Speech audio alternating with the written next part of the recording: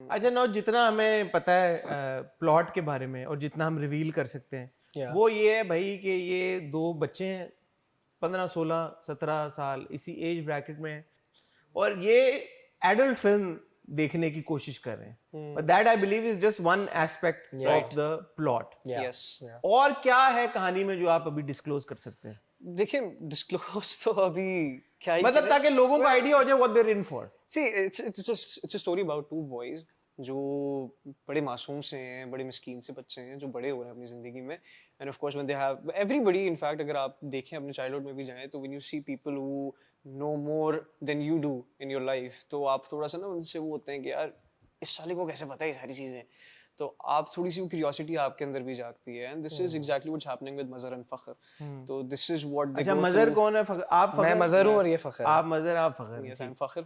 तो अब इनकी कहानी में भी यही होता है कि चूंकि अब ये बड़े हो रहे हैं अपनी जिंदगी में, so they see a lot of people around themselves and they are like यार इनको तो ये पता है, इसको वो पता है, इसको ये पता है, हमें तो कुछ जिंदगी में हमने देखा ही नहीं।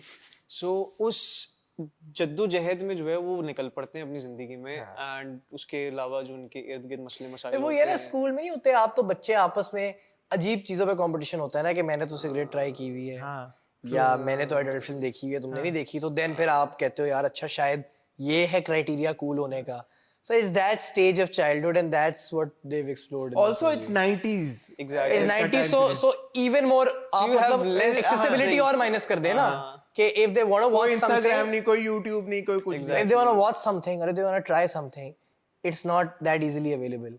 They have to rent a VCR, they have to hide from their parents. It's एक proper system है, and I think that's why the film is based in the 90s as well. अच्छा ये सोचने को बड़ा मजे की ये प्रेमिस लग रही है, relatable with me because again 90s में जो of course, बड़े yeah. हुए हैं आप लोग तो बाद में आए ऐसे ही है। बट हमें पता है ये सारी चीजें कि यार के VCR के अंदर कैसेट डालो और लाइट चली जाए तो कैसेट अंदर कैसेट फंस जाती है और फिर आपने क्लीनर उसको कैसे साफ करना है, हेड को कैसे साफ करना है, और ये सारी चीजें हमने तो एक्सपीरियंस की हुई हैं।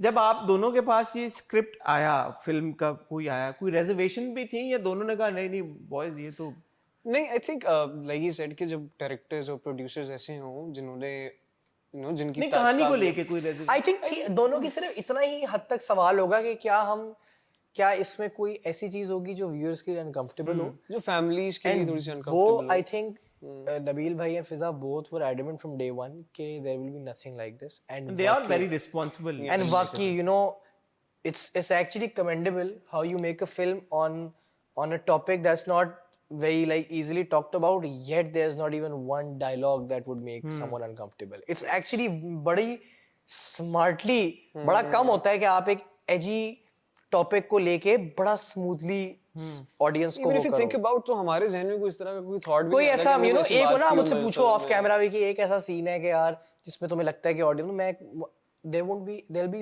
situations that'll be funny or there'll be situations that'll make you a little awkward, but it'll be nothing that's going to make you Of course, uncomfortable. it's a story about two kids. And है how तो kids बच्चे would ना, react. है तो दो मासूम बच्चे हैं at the end of the day. There's no sinister. It's not like they're two turkey boys doing something. It's they're naive kids who are like just don't know. अब क्योंकि आप दोनों की माशाल्लाह जो फैन फॉलोइंग है वो भी बड़े यंग लड़के लड़कियां हैं, ऐसे ही है। इसी एज ब्रैकेट में हैं, सो when they go with their parents या family they'd be okay. I I want you don't to think they'll be able. See, अगर कोई family है who's just very conservative, who don't even not even wanna watch this in a comedy movie. एक होता है ना कि हम अगर uncomfortable होना चाहें तो किसी भी चीज में हो सकते हैं। एक 2 घंटे की मूवी में एक डायलॉग हो और आप अनकंफर्टेबल हो जाओ, बोलो ये फैमिली मूवी नहीं थी, ये भी हो सकता है। तो वो तो थोड़ा सा तो हेडस्पेस पे भी डिपेंड करता है। तो बिल्कुल अगर मैं ये नहीं, हमें ये भी कहना गलत है कि हम कहें एक्सट्रीमली फैमिली मूवी है, आए बल्कि दादी को भी ले आए अपने, ये भी गलत है। आई थिंक तो टीजर से ट्रेलर से अंदाजा हो ही जाता है। someone who has the appetite for a good comedy movie should come. If someone is just very easily Offended. ticked off, then obviously then तो फिर आपको स्टैंड अप कॉमेडी भी नहीं देखनी चाहिए। एनीथिंग दैट हैज वो, मुझे मैं अभी किसी को कह रहा था 2024 में everyone's become too politically correct ना। True. तो one joke or anything a little double meaning and edgy and people get a little वो, तो I think this is a movie that थोड़ा सा आपको let go करवाएगी 1.5-2 घंटे के लिए। You'll forget your worries and you'll just have a laugh. That's what I hope that the film does. Summer आपकी क्या एक्सपेक्टेशन है फिल्म से? I'm expecting people to come because, of course, even if you look back at the history of Pakistan, I don't think anyone has touched this topic as of now. मतलब हमारे बड़े गिने चुने film makers हैं जो content पे खेलते हैं. नबील भाई is one of them who plays in the content, and it's a very good thing कि इस तरह का टॉपिक टच किया है और हम दो बॉयज को लेके जो है इस तरह की एक यूथ बेस्ड मूवी बनाई है, which I don't think anyone has ever done that in before. तो बड़ी अच्छी बात है कि इस तरह की चीज़ है, and I really hope, चूँकि the cinema is evolving right now and we need such content ताकि अवाम उठे आए सिनेमा में पैसे खर्च करे और देखे. अब हमारे जैसे बच्चों के लिए मूवीज नहीं बनती हैं. हम भी लव मोहब्बत, लड़की साड़ी उठा रही है, लड़का यूं भागता हुआ है, देख देख के थक गए. Even Bollywood as well. Now they want to see something fresh, something which is relatable. और बहुत होगी फिक्शनल स्टोरीज की यार वो साड़ी ओढ़ी है, लड़के ने मुक्का मारा, वो गिरता है, इस तरह की चीजें. So I think it's kind of nice, थोड़ा सा relatable होगा, and of course nostalgia kicks in as well when you talk about VCR. तो people from your age और थोड़ा सा अगर आप if you climb up the ladder in terms of age, तो लोग वहाँ पे भी जाएंगे थोड़ा सा देखने के लिए कि यार VCR में हमने भी कुछ किया था, हमें भी तो याद आ रहा है. And of course अभी हम पिछले इंटरव्यू में भी बात कर रहे थे कि यार जब हम बचपना अपना रिकॉल करते हैं तो हम लोग को फौरन होता है ना यार स्कूल जाएं यार, स्कूल में क्या मजा आता था, बैठें दोबारा दोस्त के साथ क्लास में चिल करें. तो वो सारी चीज़ें भी इंसान को जब ये मूवी देखेगा तो याद आएगी, बोलेगा कि यार स्कूल का टाइम कितना अच्छा था, दोस्त कितने अच्छे थे.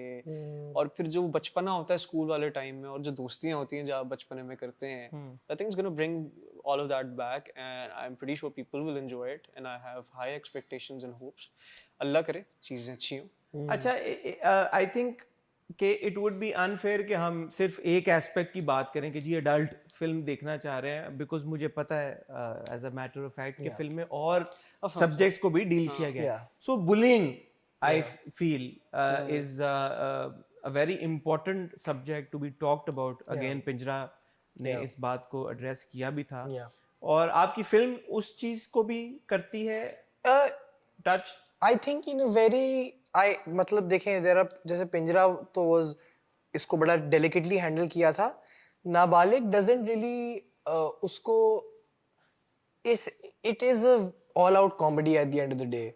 So it doesn't necessarily really highlight bullying like that, या उसको एज एन इशू उस पे बात नहीं हो रही. But yes, bullying I wouldn't say, but peer pressure I would say is something that it looks upon, because at the end of the day the two kids को, इन दो बच्चों को दिमाग में तो नहीं ख्याल आया ना कि हम वो करें.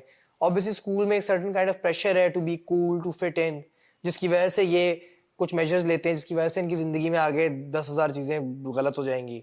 तो peer pressure है, but this isn't, I don't think this is one of those movies that really tries to preach. It's also very, ये वाला जो एज ब्रैकेट होता है बड़ा ट्रिकी होता है. पेरेंट्स के लिए भी होता है और जो उस एज ब्रैकेट में होता है उसके लिए भी ट्रिकी होता है. पेयर प्रेशर की आप बात कर रहे हो, there is also social pressure कि भाई आपने पढ़ाई करनी है या आपने इतना टाइम इन्वेस्ट करना है ये सोचने में कि आपने बड़े होके क्या बनना है और क्या करना है. सो वो थीम्स को भी आई बिलीव टच करते हैं. बिल्कुल, in the most fun way possible. You know like ऐसा नहीं है कि इसमें फिल्म में सीरियस एलिमेंट्स बिल्कुल नहीं है. There are moments, there are some very emotional cute moments as well, but all and all it's not a movie that will make you feel, you know, you'll feel sympathy for the two characters, but you won't feel bad for them. ठीक है. हाँ, because film है तो film at the end of the day लोग ईद पे जा रहे हैं तो एंटरटेन होना चाहते हैं, एंजॉय करना चाहते हैं.